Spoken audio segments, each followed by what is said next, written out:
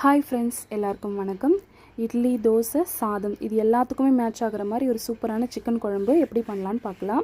ஒரு வாணலில் எண்ணெய் விட்டு எண்ணெய் சூடானதும் 2 வெங்காயம் சேர்த்து நல்லா வதக்கிட்டு, வெங்காயம் நல்லா வதங்கினதுக்கப்புறமா இதில் 2 டேபிள் ஸ்பூன் அளவுக்கு இஞ்சி பூண்டு பேஸ்ட் சேர்த்து நல்லா வதக்கிடுங்க. வதங்கினதுக்கப்புறம் 2 மீடியம் சைஸ் தக்காளி, கொஞ்சமாக உப்பு சேர்த்து நல்லா சிம்மில் ஒரு 5 நிமிஷம் மூடியை போட்டு வேக வச்சுருங்க. தக்காளி நல்லா குழஞ்சி வெந்ததுக்கப்புறமா இதில் நான் இன்றைக்கி 1/2 கிலோ சிக்கன் சேர்க்குறேன். ஈரலோடு சேர்த்துருக்கேன். இந்த சிக்கன் நல்லா தண்ணி விட்டு வரும், அது வரைக்கும் நல்லா வேக வச்சுக்கலாம்.